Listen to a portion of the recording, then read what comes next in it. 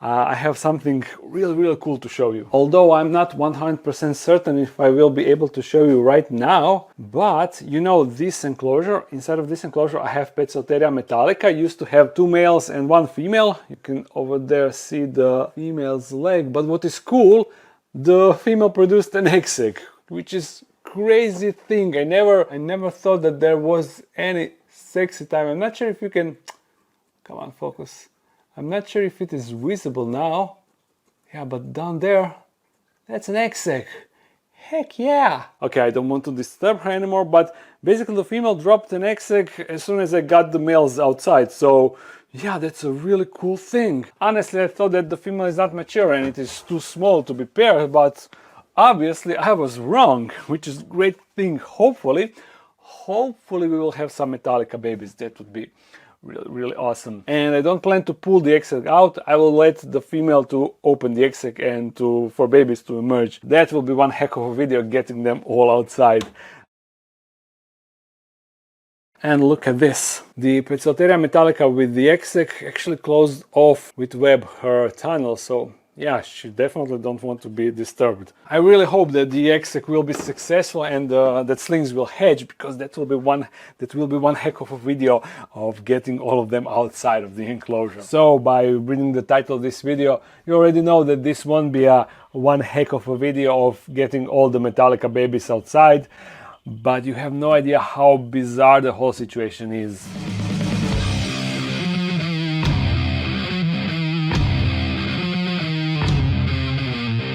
To summarize, I used to have a Poecilotheria metallica communal, which means more tarantulas in the same enclosure, and after all the males mature, I separated them, leaving the only female alone in the enclosure. I did that a month and a half ago, and there is a whole video, so in case you missed that, go and check that out first. But the female was young and I assumed she was not mature, and to my surprise, as you could see in the video, she was in fact paired and she dropped an Eggsac a few days after I moved the guys out. As I said, the plan was to leave the sac with her and let her open it. Tarantula breeders will mostly pull the Eggsac out early to make sure that the female doesn't eat it, or in case there are some bad eggs, to separate the bad eggs and to save as many healthy eggs as possible. A few days after I spotted the Eggsac, she webbed the entire corkbark, which was an awesome sign, so you could understand my concerns when I spotted this. The Metallica is outside without an Eggsac. I really dislike this. So is the Eggsac still inside? That's the question. I will bring it on the table. I think that they have the capabilities to hang the Eggsac, so I can't really see if it is under there, but judging by her position, there is something underneath her, but it is kind of hard to tell now. Never mind. There's the Eggsac. Oh, okay, excellent. I got worried for a second. Yeah, that was a big relief, because I was already having flashbacks from my first Poecilotheria metallica breeding. You know, with Cat, she ate the entire Eggsac while I was on vacation, so yeah, that wasn't really nice. Anyhow, after a week, the female webbed the entire enclosure intensively, and since that was approximately 30 to 40 days after the Eggsac was made, I thought that for sure she was preparing for when eventually the slings will emerge, but a day later webbing was partially destroyed. Thankfully, she was also outside holding the Eggsac, and not only that, but it looked nice and plump, which is usually the sign that there are eggs with legs inside. In case you don't know, in the Eggsac you got the eggs, of course, and after some time, depending on the temperature and the species, those eggs will like open up and will look like eggs that got legs, so that's where the name comes from. Anyhow, because of that, the volume of the eggs with legs is a bit bigger than just the eggs, so therefore Eggsac will look more rounded. At this point I was certain that this would end in success, that it was just a matter of time, so when I spotted her a day later on the door messing with the sac, I wasn't concerned at all. Now looking back at the clip and the way she was handling the Eggsac, I should have just pulled it out and check it out myself, because that way I would prevent this horror. Okay, what the hell happened here? This is my Poecilotheria metallica, and this is her leg, And this is the freaking Eggsac that I recorded yesterday and was all nice and plump. And I was like, ooh, the Eggsac definitely looks successful. What did happen during the night? Why is her leg broken? And why is this leg standing like this? Hello, what did you do? Did you destroy the Eggsac? This is heavy. Okay, let's open it and see what is inside. Oh no, no, no, no. I'm actually in the middle of recording this video, you see, with Mini, but this is now the priority. It feels hard and it definitely seems like she destroyed it. Oh no, look at this. I was right, there are some eggs with legs, but also some bad eggs, so it looks like she thought that the Eggsac will go bad and therefore she decided to destroy it. But why did her leg fall off? Is there someone alive inside? Nope, it doesn't look like that, and also the Eggsac smells bad. I guess she wasn't turning the Eggsac correctly or something went wrong inside. Damn. Okay. Never mind. I sped up the footage and as you can see there's actually some movement on these two. They were probably alive and well a day before, and if I took the Eggsac from her I would definitely save them. But this is the biggest mystery. Why did she drop her leg?